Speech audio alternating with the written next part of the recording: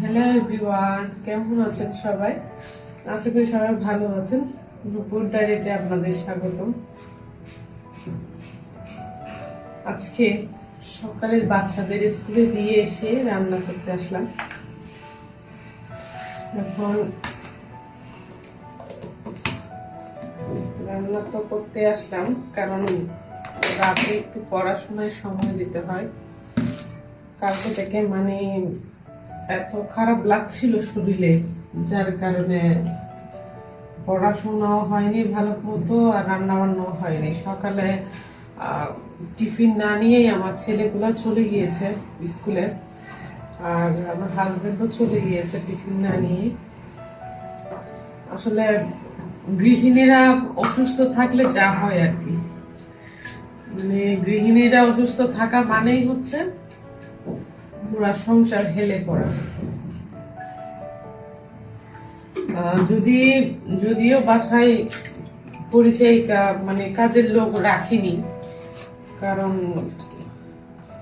কাজের লোক আর কাজ প্রথমত আমার পছন্দ হয় না, দ্বিতীয়ত হচ্ছে ওদের সাথে যে একদিন আসবে অন্যদিন আসবে না, তো সেই ক্ষেত্রে ওদের সাথে তর্কাতর্কি বাকবিতণ্ডা এই জিনিসগুলো আরো মাথায় টেনশন দেয় মনে হয় আর কি। তো পরিবারের টেনশন নিব না ওদের টেনশনে নিব বুঝে উঠতে পারি না। তো যাই হোক, তাও চেষ্টা করি যে নিজে করার। তাও একজনকে রেখেছি শুধুমাত্র ঘরটা পরিষ্কার করার জন্য, যেহেতু সময় পাচ্ছি না এখন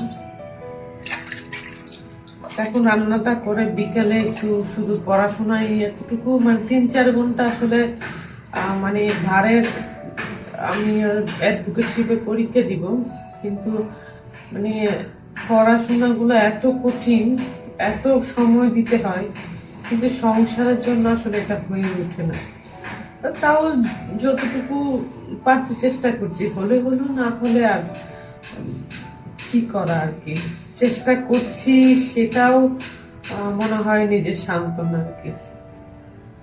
তা যাই হোক, এখন কয়েকদিন ধরে খুবই টেনশনে আছি, কারণ সামনে মনে হয় এক্সাম পড়তে পারে।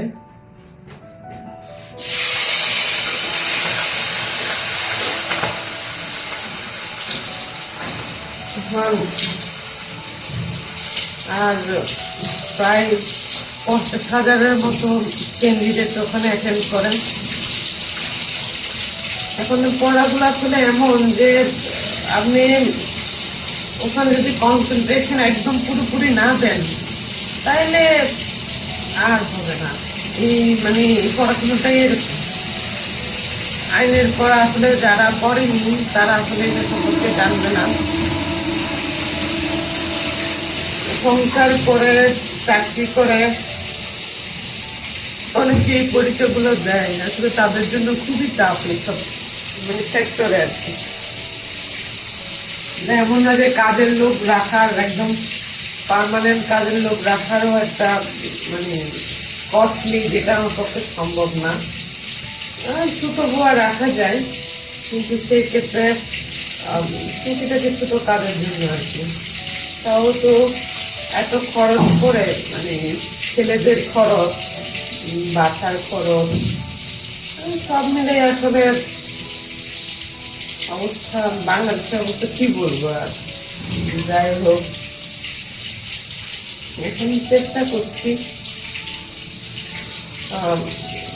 এবারে চিন্তা করছি লাস্ট দিব, কারণ এর আগের একবার দিয়েছি হয়নি, এখন সেকেন্ড টাইম দিব। হলে হলো, না হলে আর আসলে কিছু করার নাই। বুঝিনি তো আসলে ফ্যামিলি মানুষ, আরও আমার ছেলেগুলো খুবই দুষ্ট। এখন আর সব কিছু সামলিয়ে এগুলো আসলে ব্যালেন্স করাটা খুবই টাফ আর কি। তাই চেষ্টা করি দুপুরে কাজটা এগিয়ে রাখতে। যেদিন এগিয়ে রাখতে পারি না, মনে করবেন যে বাচ্চাদেরও খাওয়া দাওয়া উল্টাপাল্টা হয়ে গেছে, আমার হাজবেন্ডেরও খাওয়া দাওয়া উল্টাপাল্টা হয়ে গেছে। কালকে মনে হয় আমরা পাউরুটি খেয়ে খেয়েছি, কারণ রান্না বান্না করতে পারিনি, আর বাইরের খাবারও সহ্য করতে পারে না। আর সেই জন্য আমার হাজবেন্ড আবার বাসার খাবার নিয়ে যায়, কারণ আমাদের কারো সহ্য হয় না বাইরের খাবার, যার কারণে ওইটাও আমাদের জন্য খুব কষ্টদায়ক।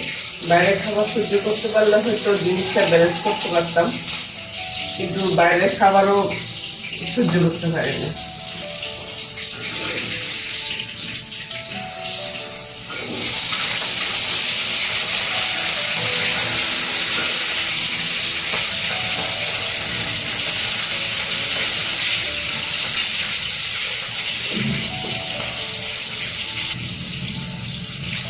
তাই আজকে রান্না করব হচ্ছে কোরাল মাছ এনেছি, যেগুলা হচ্ছে যে আমার ওই যে গত অনুষ্ঠানে এনেছিল, এতে অনেকগুলা বেঁচে গেছে কারণ মানুষ অত আসেনি। সেখান থেকে কিছু কোরাল মাছ বেঁচে গেছে, ওগুলা রান্না করব। আর সাথে হচ্ছে পালং শাক ভাজা করবো, অনেকদিন পালং শাক খাওয়া হয় না। পালং শাক আসলে চচ্চড়ি করতে পারলে মজা, এমনিতে পালং শাক ভাজা খাওয়া থেকে। আর চচ্চড়ি করে রান্না করার ওই সময়টা আমার মধ্যে নেই। আসলে আমি এখন চেষ্টা করি যে শর্টকাট কি রান্না করা যায়। তাই মাছ অল্প আছে, ওগুলা ভেজে রান্না করব। আর হচ্ছে পালং শাক ভাজা করবো আর কি। আমি যখন শ্বশুর বাড়িতে ছিলাম তখন আবার ওরা 3-4 রকমের খাবার, মানে রান্না না হলে কিন্তু ওরা টেবিলে বসতো না। এখন একটা সময় খুব অভ্যাস ছিল যে 3-4 রকমের আইটেম থাকতেই হবে, কিন্তু দেখছি যে ক্রমাগত পরিবারের টানাপোড়েন, এই কাজ ওই কাজ এমন করতে করতে 3-4 রকমের রান্না করাটা আসলে সময় হয়ে উঠে না।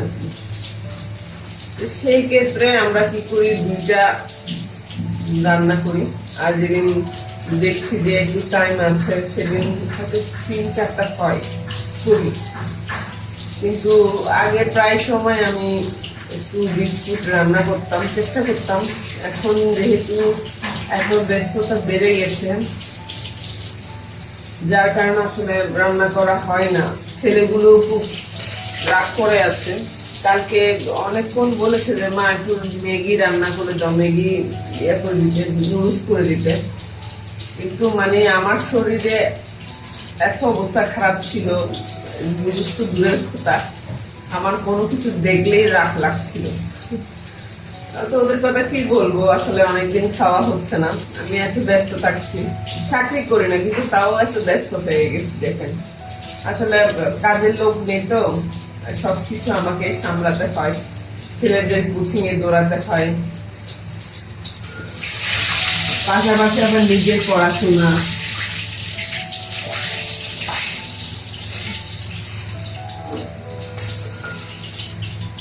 মানে সব মিলাই ব্যালেন্স করা খুবই কষ্টকর।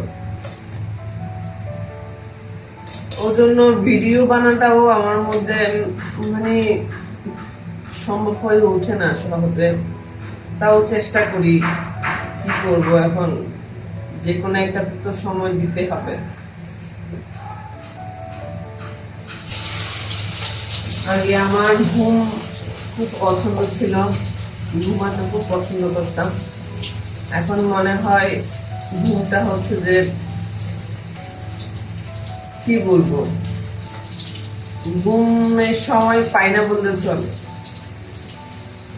ঘুমটা যেমন ধরেন, আমি যদি আমার ঘুমাতে ঘুমাতে রাতে 1-2টা বাজে, সকালে আর উঠতে পারি না। রাত দেরি করে ঘুমালে সকালে তো উঠতেই পারি না, যার কারণে খুব কষ্ট হয়ে যায়।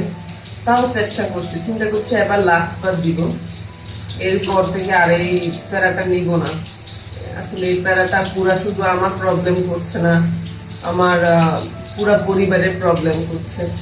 তাও চেষ্টা করছি, ওর চেষ্টার ক্ষতি কি সেই চিন্তা করে করছি আর কি। আসলে পড়াশোনাটা করেছি হচ্ছে যে এরকম কষ্ট করে, কারণ আমার ইন্টার থাকতেই মানে বিয়ে হয়ে গিয়েছে, অনার্স মাস্টার্স এগুলো সব বিয়ের পরে, টুইন বেবি হওয়ার পর পরে এগুলা কন্টিনিউ করেছি, এরকম কষ্ট করেই করেছি, যার কারণে আসলে আমার সাথে তো মানে প্যারা লাগছে না, কিন্তু অনেকের এই জিনিসটা খুবই প্যারা মনে হবে আর কি। আচ্ছা যাই হোক, ভালো থাকবেন সবাই।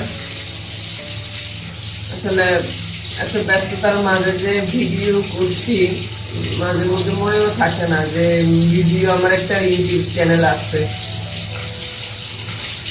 হ্যাঁ, দোয়া করবেন, কষ্ট করে হলে যদি চালিয়ে যেতে পারি আর কি। ভালো থাকবেন সবাই, ভালো রাখবেন সবাইকে, আর সবসময় পজিটিভ থাকার চেষ্টা করবেন। এই যে দেখুন, আমি চেষ্টা করছি পজিটিভ থাকার, সতর্কবিধি পরিবেশ থাকার পরেও। তাই আর আমার ভিডিওগুলো যদি আপনাদের ভালো লেগে থাকে, এই সাবস্ক্রাইব করে রাখবেন, যাতে আমি আরো অনুপ্রাণিত হই। আর আজকে এতটুকুই, দেখা হবে পরের একটি ব্লগে। বাই।